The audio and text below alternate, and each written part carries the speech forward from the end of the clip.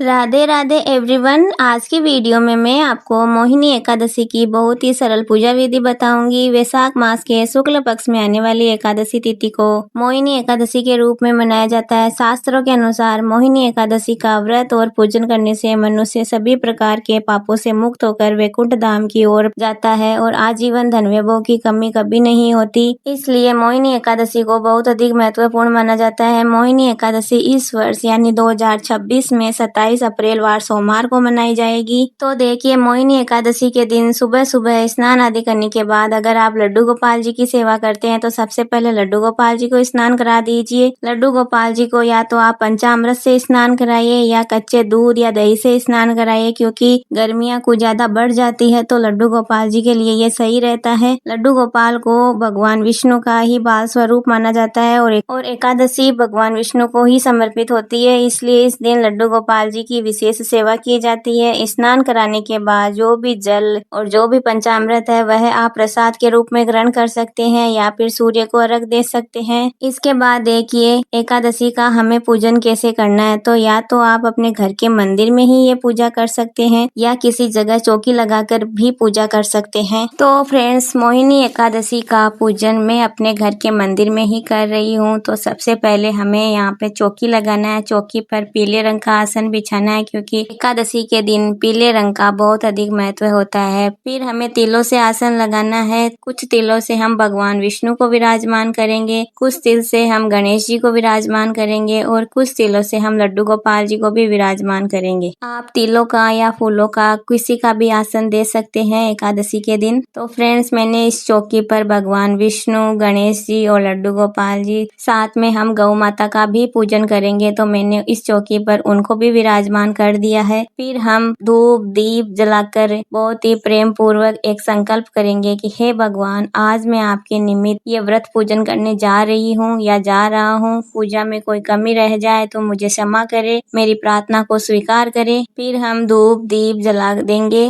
उसके बाद जल के लोटे से हम भाव रूप में सभी को स्नान कराएंगे। लड्डू गोपाल जी को हमने पहले ही स्नान करा दिया है। फिर हम एकादशी के दिन देखिए, पीले रंग का अधिक महत्व रहता है, तो हम चंदन से सभी को तिलक करेंगे। हमने गणेश जी को, भगवान विष्णु को, लड्डू गोपाल को, गौ माता को और यहाँ पर दीपक को भी हम चंदन करेंगे। उसके बाद हम तिलक पर तिल समर्पित करेंगे। सबसे पहले हम गणेश जी को तिल समर्पित करेंगे, फिर भगवान विष्णु को, लड्डू गोपाल को और कुछ तिल हम दिए में भी समर्पित कर देंगे, क्योंकि ऐसा कहा जाता है कि जितने तिल चटकते हैं उतने ही हमारे पापों का नाश होता है। उसके बाद हम वस्त्र स्वरूप सभी को कलावा समर्पित करेंगे। देखिए फ्रेंड्स, अगर आपके पास जनेऊ है तो आप जनेऊ समर्पित कर दीजिए, जनेऊ नहीं है तो कोई बात नहीं है, हम वस्त्र स्वरूप कलावा समर्पित भी कर देंगे। तो हमने यहाँ गणेश जी को, भगवान विष्णु को, गौ माता को, इनको कलावा समर्पित कर दिया है वस्त्र स्वरूप। लड्डू गोपाल का श्रृंगार हमने पहले ही कर लिया था। फिर आपके पास अगर फूल है तो हम फूल समर्पित करेंगे, अगर फूल नहीं है तो कोई बात नहीं है, बिना फूलों के भी पूजा संपन्न हो सकती है। फ्रेंड्स, हम उसके बाद भोग समर्पित करेंगे। देखिए, गणेश जी को हमें तुलसी युक्त भोजन समर्पित नहीं करना है। इस समय जो भी ऋतुफल आपके पास अवेलेबल हो वो आप ऋतुफल भोग स्वरूप समर्पित करें। भगवान विष्णु, लड्डू गोपाल, गौ माता, इनको हमें तुलसी युक्त भोजन समर्पित करना है। गौ माता को हम चारा खिला देंगे। फ्रेंड्स, मैंने यहाँ पर भाव रूप में गौ माता को चारा खिलाया है। अगर आपके आसपास गौ माता उपस्थित हो तो आप वहाँ पर जाकर भी उसे चारा खिला सकते हैं। फिर हम इन्हें जल समर्पित करेंगे।